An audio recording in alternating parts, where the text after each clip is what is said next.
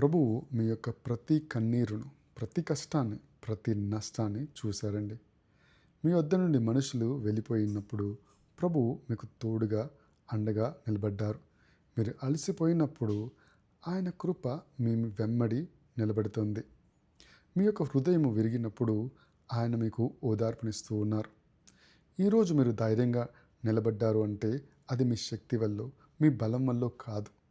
అది ప్రభు యొక్క ప్రణాళిక ఇంకనూ మీ జీవితంలో నెరవేరవలసి ఉంది అని. ఏ ప్రభువు అయితే మీ జీవితంలో ఇంతకుముందు కార్యాలు చేశారో ఇప్పుడు ఆయన అత్యద్భుతమైన కార్యాలు చేయడానికి సిద్ధంగా ఉన్నారు. ఏ యుద్ధం అయితే మిమ్మల్ని కూల్చడానికి వచ్చిందో ఆ యుద్ధము మిమ్మల్ని మరి యొక్క ఆశీర్వాదం వైపు తీసుకువెళ్తూ ఉంది.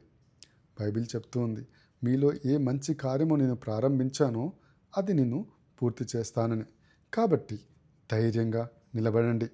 మీ భవిష్యత్తు ప్రభు యొక్క వాగ్దానాలతో నిండి ఉన్నది. మీ జీవితంలో జరగబోయే ఆశ్చర్య కార్యము సమయానికి రానుంది. మీ కథ తిరిగి రాయబడుచూ ఉన్నది. ఎందుకంటే ప్రభు యొక్క కార్యము ఇంకనూ మీ జీవితంలో పూర్తి అవ్వలేదు. మీ భవిష్యత్తులోనూ మీ యొక్క పిలుపులోనూ ప్రభు యొక్క ప్రణాళిక నెరవేరవలసి ఉన్నది. విశ్వాసంతో ప్రార్థన చేయండి, ప్రభువుని వేడుకొనండి. మీ స్థితి మారుతూ ఉంది. ఆమెన్.